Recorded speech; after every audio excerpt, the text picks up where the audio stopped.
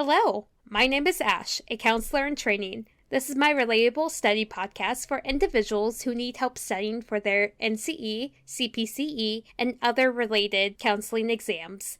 I'm going to go through many questions from multiple resources and make the answers relatable to both you and me. So get your listening ears on and let's get studying.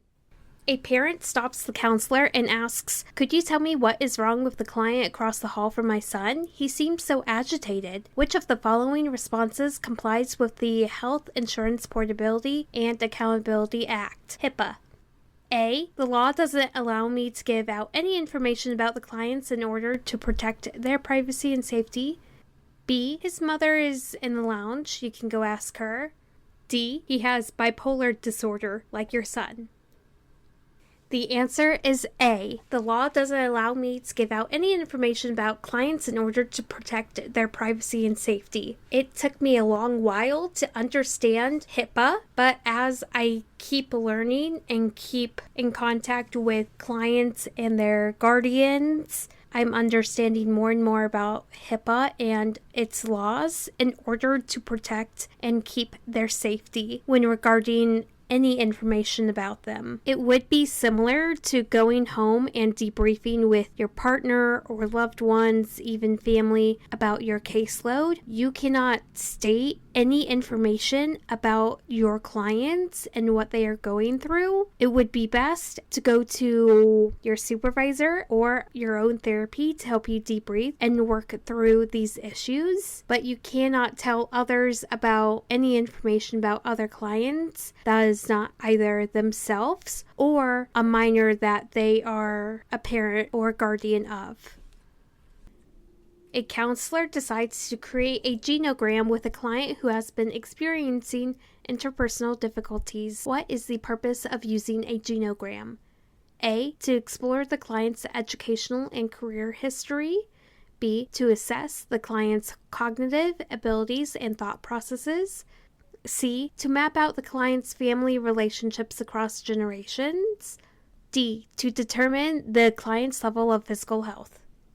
The answer is C. To map out the client's family relationships across generations. This is the purpose of using a genogram to better help the client who is experiencing interpersonal difficulties to understand any impacts from their family through the generations. When I first created a genogram, it was back in elementary school, then I recreated it in middle school, and then I did it in high school. This helped me figure out where half of my family has come from and establish an identity that helps me better understand where my family came from and where they are now. Whereas in the therapeutic context, it helps with better understanding any mental crisis or diagnoses that family members may have. To my knowledge, some mental disorders are passed down. I may be wrong, and that's okay, so let me know down in the comments. And it can help explain why the client has these experiences and help them figure out who they are within their family.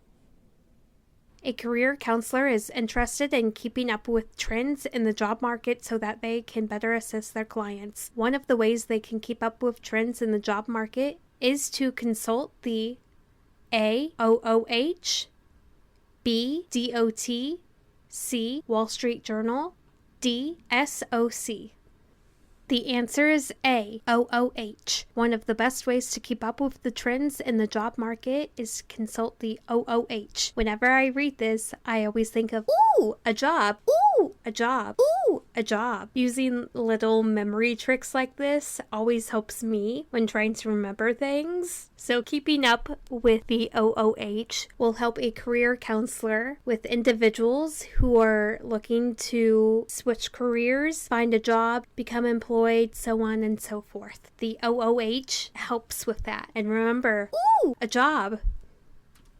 Gibson researched the matter of depth perception in children by utilizing A. Piaget's concept of conservation, B. Erik Erikson's trust versus mistrust paradigm, C. Piaget's formal operation, D. A visual cliff. The answer is D, a visual cliff. When you look up Gibson's research about depth perception in children, an image will come up with a toddler crawling along a floor, and it is checkered, where one part of the floor is raised and the other one is lowered, but there is glass on it to where the child can walk across it with no issue. And to my understanding, humans have two innate fears, which is the fear of falling and loud noises. With the use of a visual cliff, Gibson was able to confirm this fear with depth perception in children.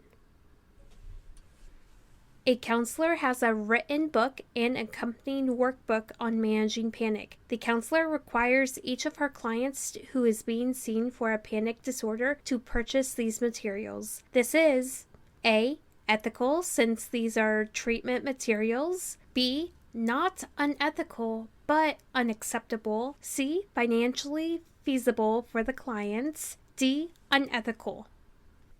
The answer is D, unethical. It is unethical for counselors to seek profit from purchases of materials such as a written book and an accompanying workbook. This is known as double dipping, where the counselor is getting paid from the insurance company to provide treatment and making your own profit from your own materials. And that is unethical. Correct me if I'm wrong, but you can recommend books that are not your own that can help with self-care, panic attacks, so on and so forth. But you cannot require the clients to purchase materials for therapy.